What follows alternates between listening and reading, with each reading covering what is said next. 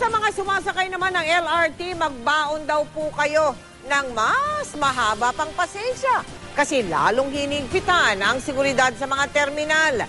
Gaya ng mga nakaraang Kapaskuhan, pati mga regalong nakabalot na at saka binubuksan pa ho yan at talagang binubusisi.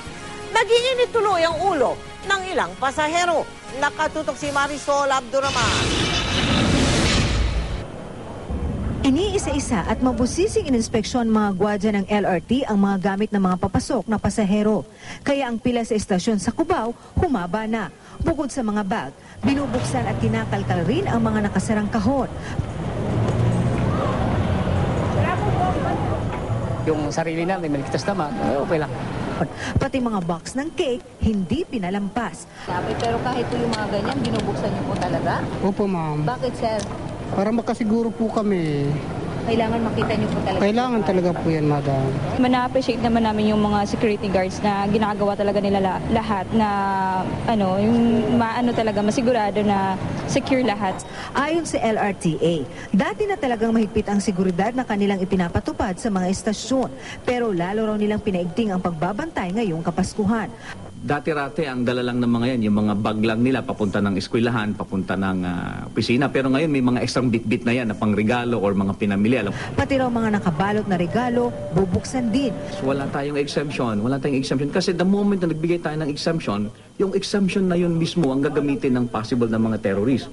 Pero hindi lahat ng mga pasahero payag na buksan ang mga bit-bit nilang regalo. Sa itsura ba namin ito, kami magagawa ng kalokohan. Hindi kami papayag kasi pang regalo namin ito pinapayos nga namin. Ano pong option nyo na lang ngayon, ma'am? Bababa na lang kami, lipat na lang kami sa jeep. Habang humahaba ang pila, umiigsi naman ang pasensya ng ilan. Ang pasaherong ito na nagpakilalang isang abogado, hindi na nakapagpigil. Sobra na raw kasi ang higpit ng seguridad. Alam mo ako, abogado ako ha. Hindi ako nag-aano sa inyo. Sobra-sobra kayong mag-ano. Natural, sir. Para hindi natural yan. Araw-araw akong hindi yan totoo. Pinakita niya, binubulat-lat niya. Ang sabi ko lang, sige magpakasawa ka. Ay wala siyang modo sa akin. Nakaganon lang. May nahaba na lang po namin ang aming pasensya sa mga ganong pasahero. Pero ano man ang gayak ng pasahero, magara man o simple at ano man ang itsura nito, mura man o mahal ang kanyang bitbit, lahat dadaan sa mabusising inspeksyon. Kaya naman pasensya at pag-unawa ang hiling ng LRTA. Ininspeksyon naman ng Firearms and Explosives Office ng PNP ang mga baril ng mga gwardiya ng LRTA at mga gwardiya sa cargo sa NAIA 2.